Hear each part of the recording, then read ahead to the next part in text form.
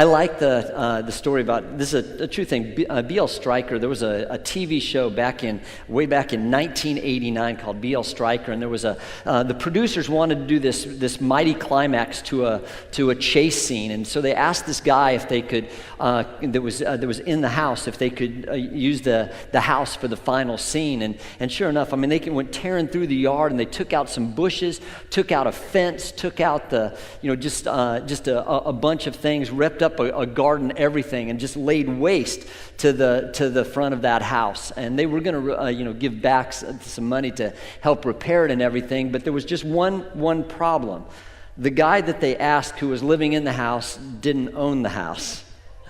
He was happening to be there as the family was on vacation. He was looking after the house there. And there's really something that sometimes we do the same thing. Sometimes we act like we own the house when we don't. One of the last things that parables that Jesus ever told was really about the fact that we don't own the house. And it shows how unbelievably important stewardship is to Jesus Christ. And here's the thing, here's my motive for doing this message, is because if I knew as your pastor, if you were coming to a fork in the road and you didn't know which way to go, and one way led to a cliff and the other led to an incredible life of blessing, I think it's my responsibility, if I know which one leads to which, to tell you to warn you of that fact or encourage you of that fact. And for some of you, this is the first time you've ever heard anything like this, and it's going to be life-changing. For the others of you, like myself, we need to be reminded of this on a regular basis, because the world can lull us into thinking that we really own the house when we don't. So if you have your Bible, turn to Matthew chapter 25. Again, this is one of the last stories that Jesus ever told on this earth. And he said this, and he's talking about the whole chapter is about the kingdom of heaven. And he says this, again, the kingdom of heaven, is like a man going on a journey who called his servants and entrusted, don't miss this, his property to them. Whose property was it? It wasn't the servants, it was his. To one he gave 5 talents of money, to another 2 talents, and to another one 1 talent, each according to his ability. Don't miss that either. Then he went on his journey.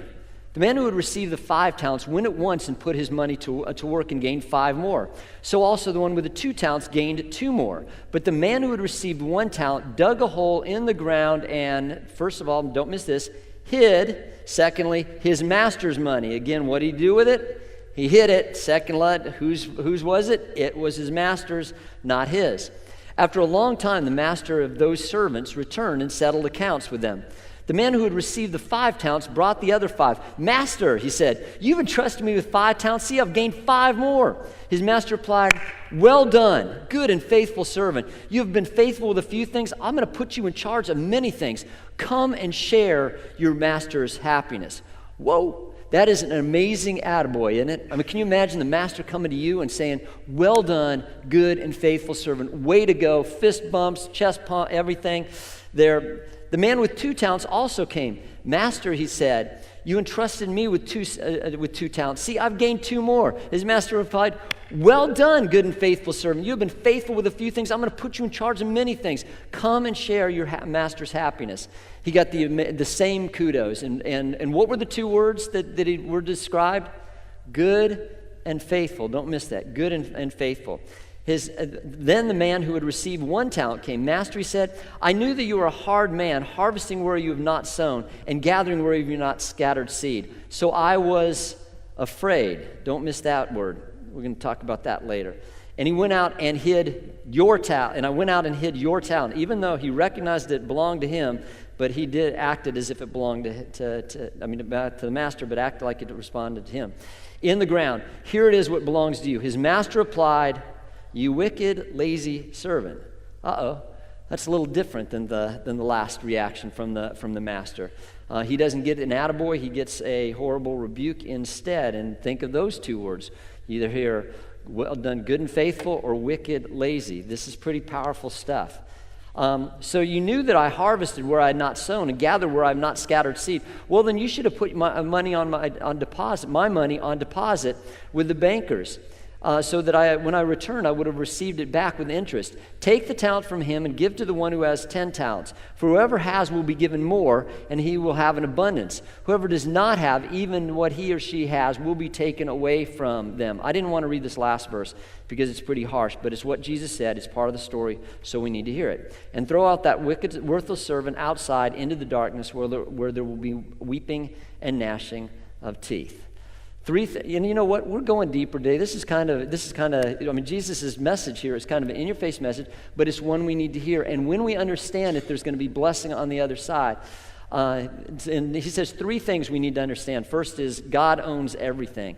Look at this in Psalms 50. It says, every animal in the forest is mine, and the cattle on 1,000 hills. I know every bird in the mountains, and the creatures of the field are mine. If I were hungry, I would not tell you, for the world is mine and everything's in it. That pretty much covers everything, doesn't it? I mean, think of it. First, he's saying every animal is mine. Your dog is not your dog.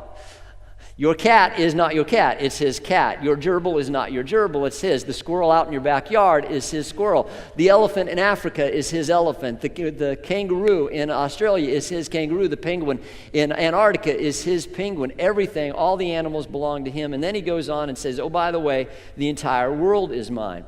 And that leads us to the question, if God owns everything, we own what? We own nothing. And think of that. The house we live in, the wood is from God's forest. The cotton that's on your body is from God's field. The metal of which you drive is from God's earth. The diamond on your ring is from God's earth. The pearl, if you ever wear pearls, it's from God's oysters. Even the money in your bank is not your own. And you'd say, wait a second, time out. I work hard for that. I work for that. I gave my time, my effort for that. Yeah, but who gave you the opportunity? Who gave you the life to be able to do that? Who gave you the health to be able to do that? Who gave you the job to be able to do that? And something we need to understand is even our next breath is on loan from God. Our next heartbeat is on loan from God. There is nothing that we have. And see, David even understood this. He said this, probably one of the richest people that ever lived, and they had just given this incredible offering for the temple, and he says this, wealth and honor come from you. Everything comes from you. And we have given to you only what comes from your hand. And then he goes on in Psalm 24, he says this, the earth is the Lord's and everything in it, the world and all who live in it. He just got personal, didn't he? First he's saying, okay, every creature belongs to him.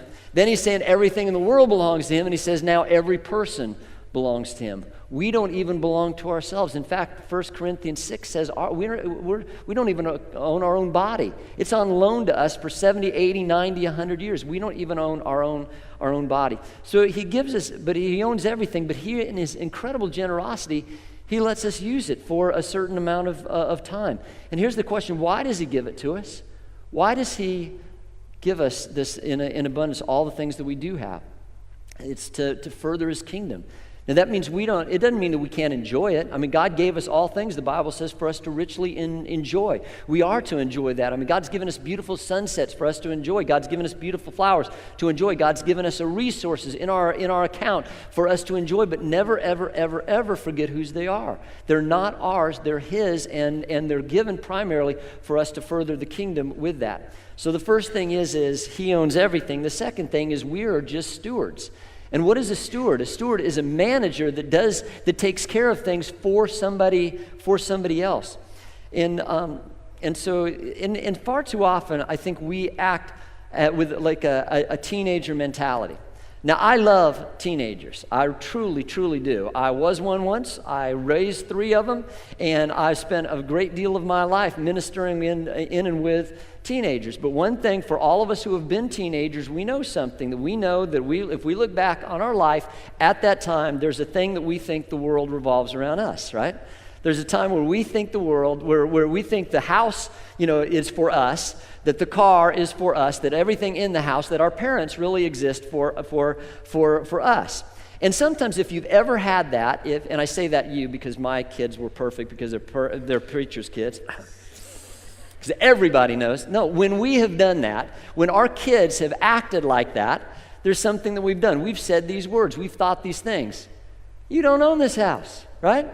You do not own this house. I have looked and my name is on the deed. I may let you live here for a while, but you do not own this house. You do not own that car that I let you drive. I mean, my deed is on that car. You know, the food that you're eating, that came from me, right?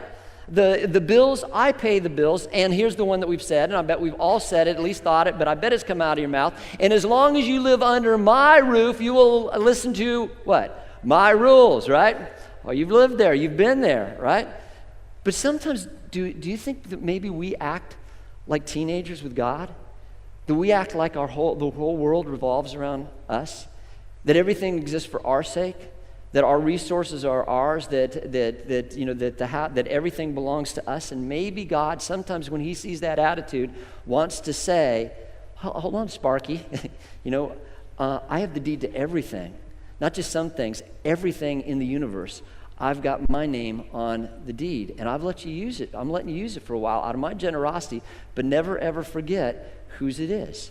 You know, we go all the way back. This is from the beginning. God put Adam and Eve in this incredible garden and in this incredible paradise. But one thing he said is, you're to manage it. You are to steward it. I own it. And he put this tree in the middle of there. And think of this. Think how generous God is. He said, you have everything. You have one rule. Don't stay away from this tree. Because what he's wanting to say is, you know what? You don't own everything. I own everything. I'm letting you have that. But then all of a sudden, here comes Satan, and he gave this lie to him, which is really all the lie that Satan did can basically put down to this and saying, you know what? If you eat this, you're going to own it. You're going to own everything. I mean, it's your house. It's your life. It's your time. It's your everything. And if you just eat this, then you'll understand that. And maybe that lie has been propagated back to us throughout the generation, that somehow we have grown to believe that as well. And he talks about a talent here. Now, a talent's not what you and I are thinking about a talent. I think it definitely includes that. I think when he's talking this parable, he's talking about everything we have, our time, our talents, our abilities, our spiritual gifts, everything are part of that. But in this context, he's talking about a unit of money. And let's talk about some biblical units of money. The first is a denarii. And a denarii was what you got for a day's wages. Okay, it was always the same thing, and obviously that would fluctuate the amount that was through the years and through inflation and things like that. But it was always a day's coin for a day's pay. That's a denarii or denarius. And the other, and so then there was 300 denarii was what a person would gain in a year. You'd gain about 300 denarii, 300 days' work in a year. That's what you would gain. Now, a talent is a lifetime of work. It's 10,000 denarii, and that's what you would raise, the average person would have in an entire lifetime. It's 33 and a third years, which was basically what you would work with the lifespan in those days, and it's also the exact time that Jesus lived on this earth.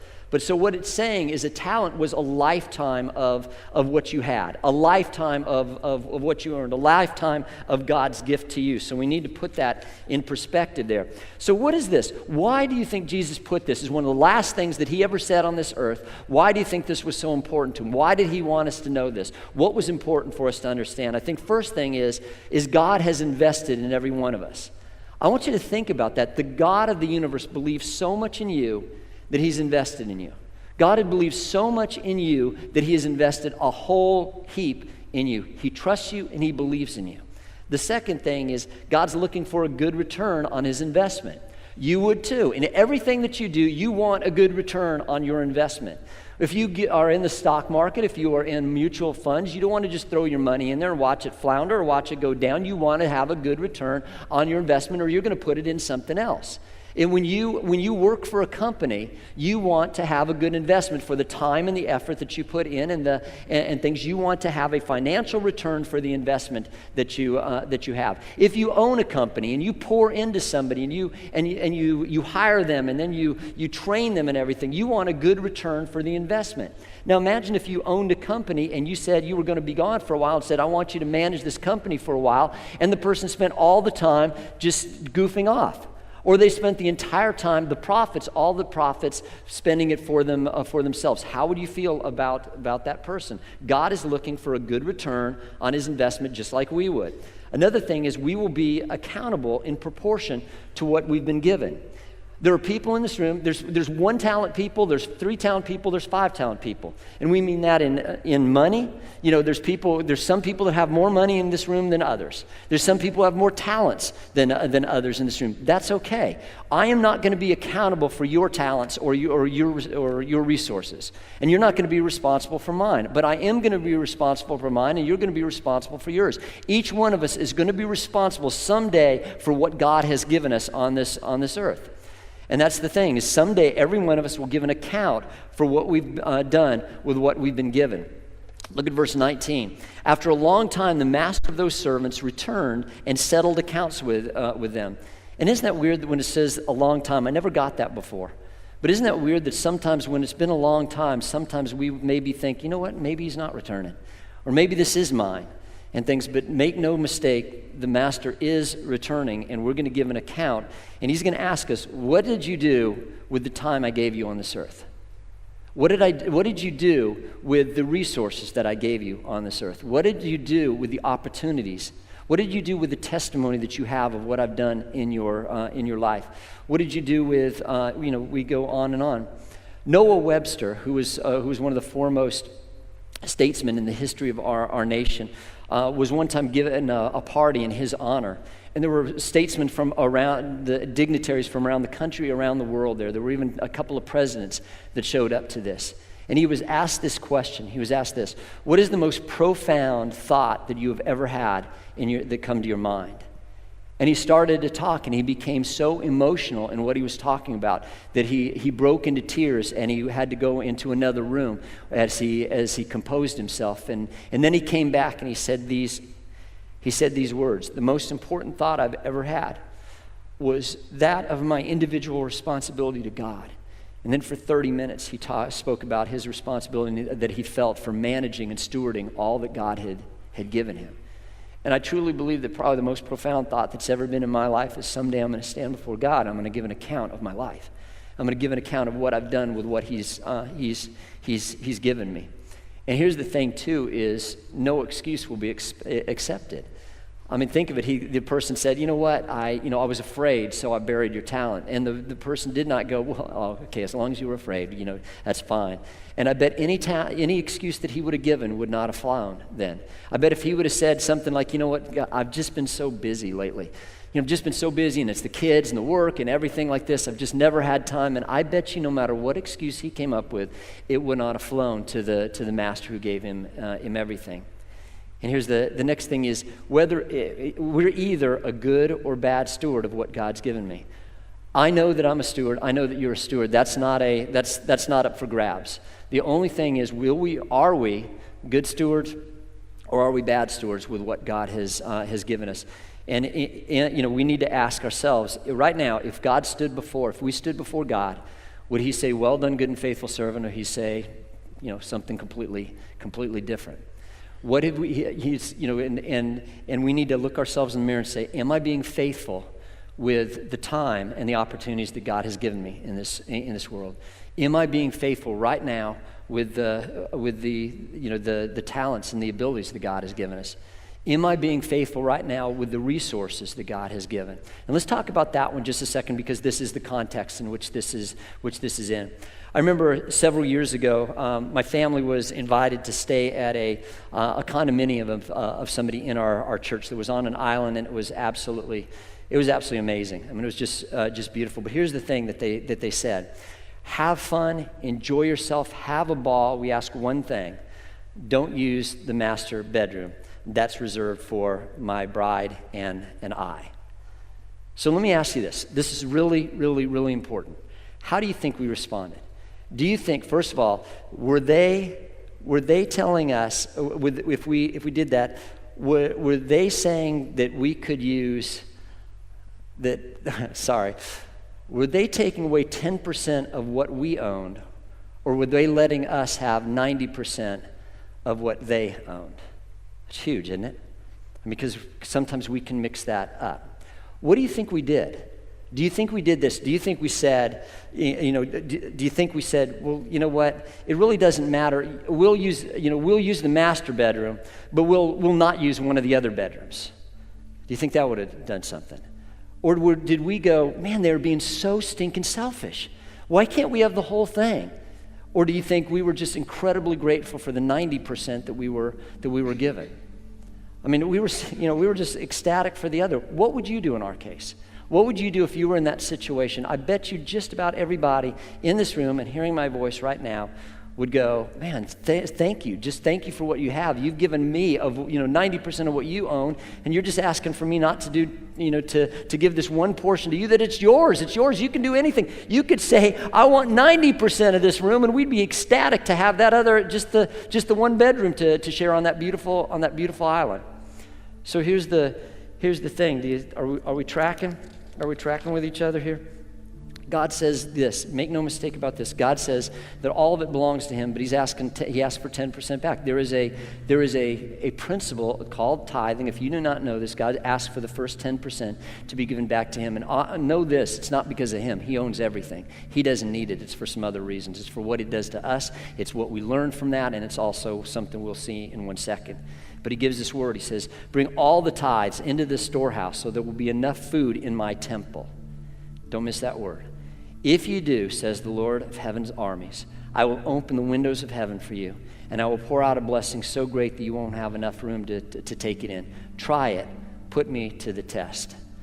And he says this. Notice he says, bring it to him. He doesn't say, give it to him, because you bring something that belongs to somebody else. You give something that belongs to you. And notice where he said to bring it.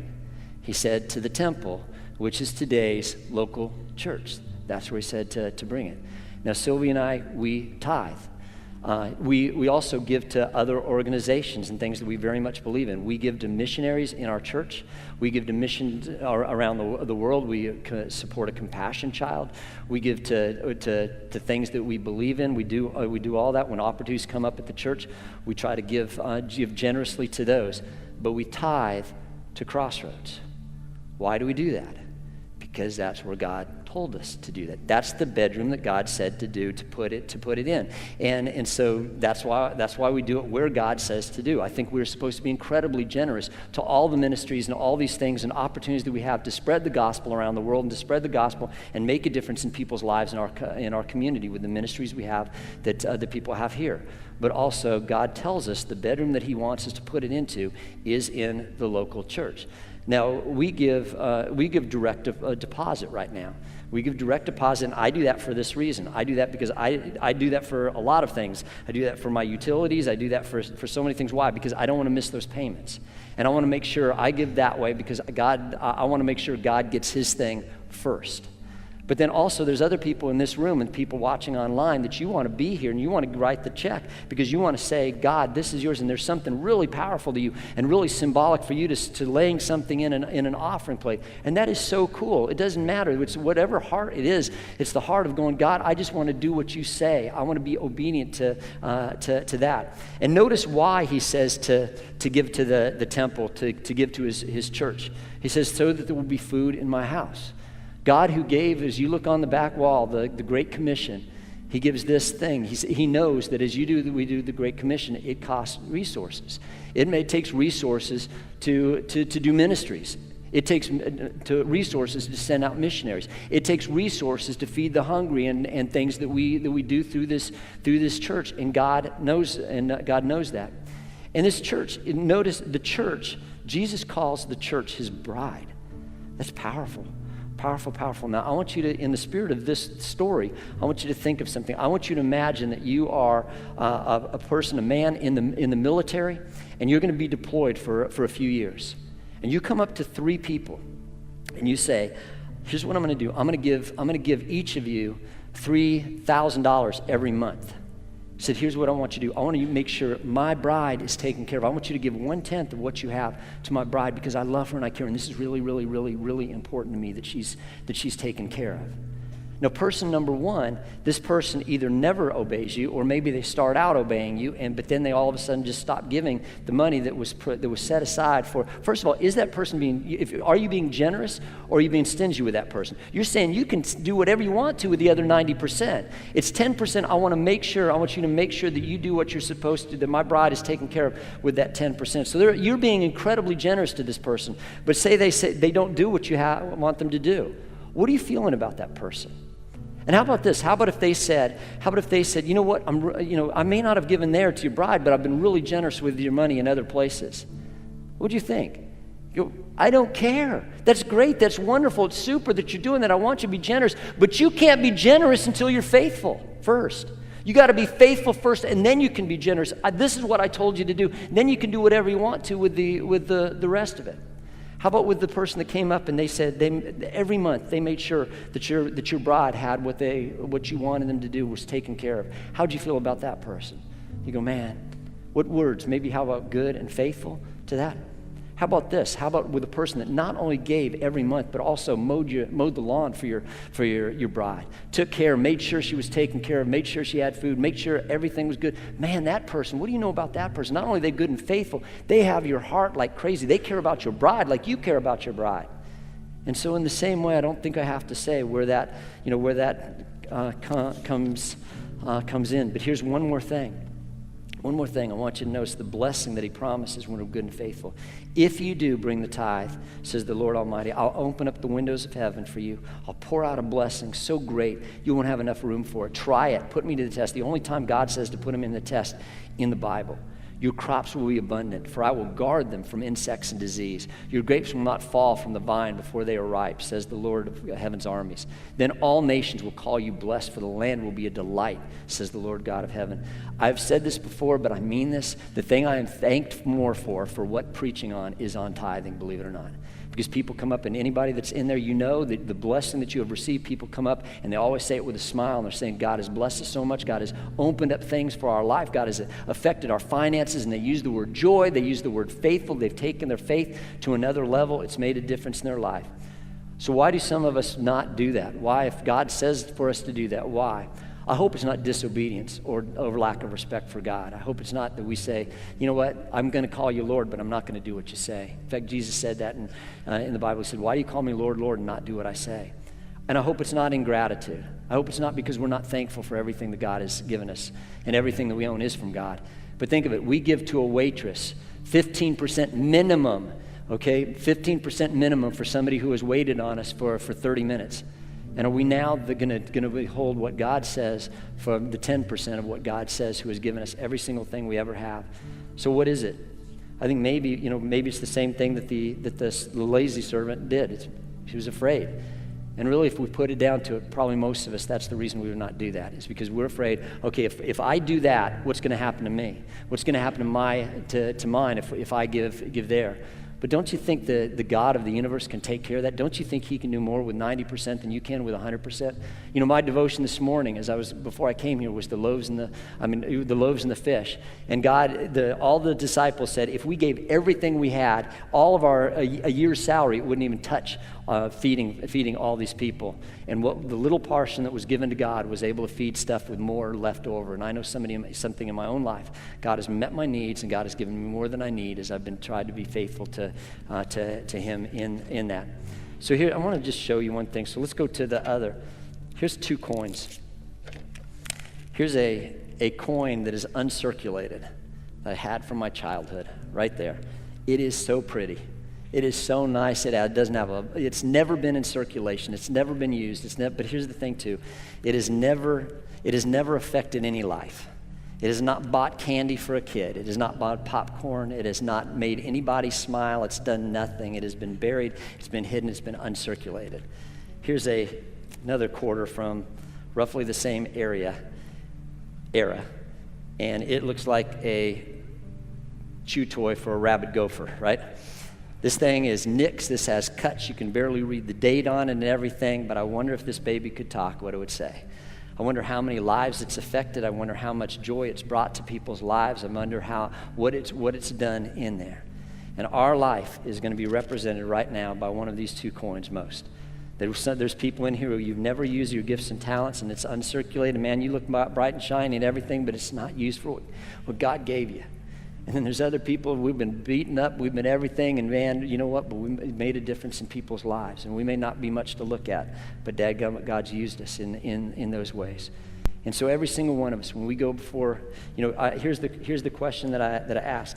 You have spiritual gifts that you have been given. There's not such thing. If you're a Christian in here, you have spiritual gifts. okay? And so ask the question, here's the question. Are you right now, not at the time in your life, not at some time, are you right now using the spiritual gifts that God has given you for his glory, for his kingdom, for his bride? If the talents and the abilities that God has given you, are you using those for his glory right now? The opportunities, the time that you have, is everything yours, or is everything, do you act like you own the house, or are you using the portion of your time and talents to give back to God what he's given to you? How about your resources? Are you using the tithe? Are you giving to him? Are you giving, realizing that it's not just 10% that belongs to him, but 100% belongs to him? Because here's the thing, in my life, the greatest thing I want to hear someday in my life is, well done, good and faithful servant. And as your pastor, I want you to hear that too. I want you to stand before God someday and he's going, well done, well done, well done. And here's something else. I want him to say, come into your master's happiness, your master's joy. Receive that. And I want that same thing for your life as well. Probably if I was to ask, probably just about every one of us has a retirement account of some way, something. And we have an IRA in here. But we also, something we have to realize is we have an ERA. And that's an eternal retirement account. And sometimes we keep pouring and pouring and pouring in one, but there's an account this account we're going to use for 60, 70, 80 years, and then we're going to pass it on to somebody else. This account will be there forever. Both of the accounts, once we die, there is nothing else we can do. Something else I know is every single one of us know that our 401k can turn into 201k like that, right? But there's something here. This thing will always, for the rest, not just for 56 years, but for eternity, will be a blessing. I'm not saying not to save, not to do anything like that. The Bible tells us we're supposed to do that and pass on an inheritance to our kids. But I tell you, can we pass on a legacy to our kids? That God comes first in our life.